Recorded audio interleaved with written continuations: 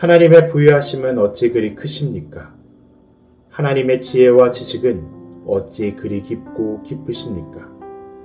그 어느 누가 하나님의 판단을 헤아려 알 수 있으며 그 어느 누가 하나님의 길을 더듬어 찾아낼 수 있겠습니까? 누가 주님의 마음을 알았으며 누가 주님의 조언자가 되었습니까?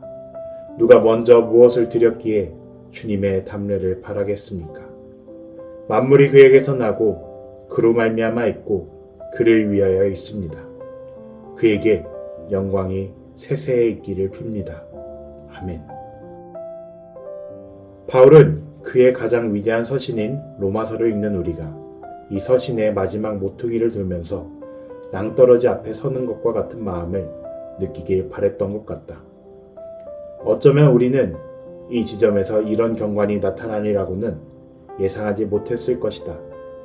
분명 여기서 우리는 신학적 현기증이나 단순한 공포 혹은 지적 탈진 같은 것에 시달리기 쉽다.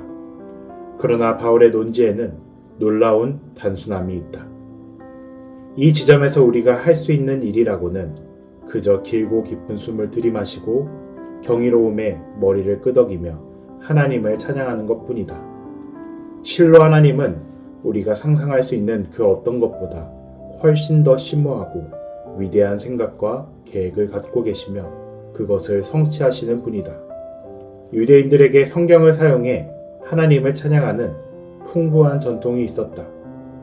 바울은 그런 구절들을 함께 묶어내면서 그 안에 담긴 찬양 자체만이 아니라 세대를 거쳐 내려오던 이스라엘의 찬양의 메아리를 함께 쌓아 올리고 있었다.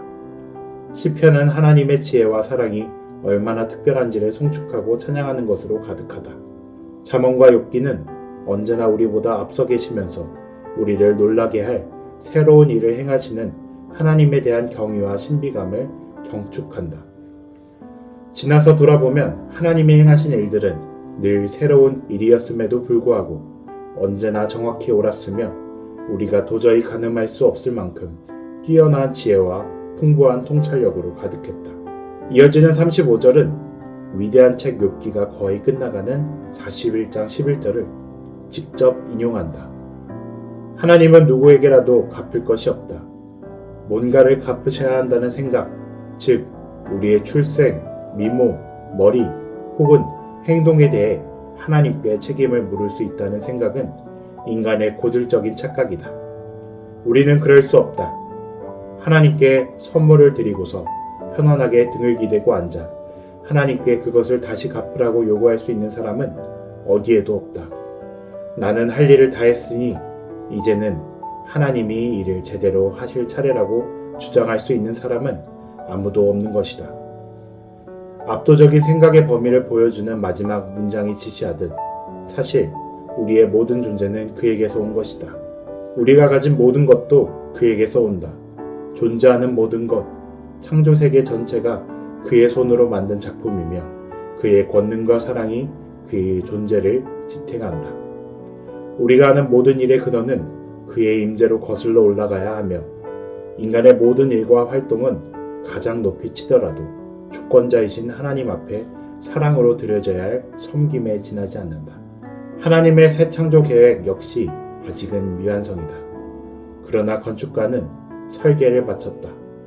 기초도 견고하게 놓였고 공사는 순탄하게 진행 중이다. 최종 완성을 의심할 필요는 조금도 없다.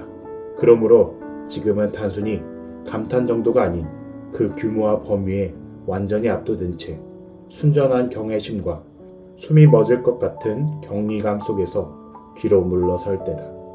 영광이 세세토록 주께 있기를. 아멘.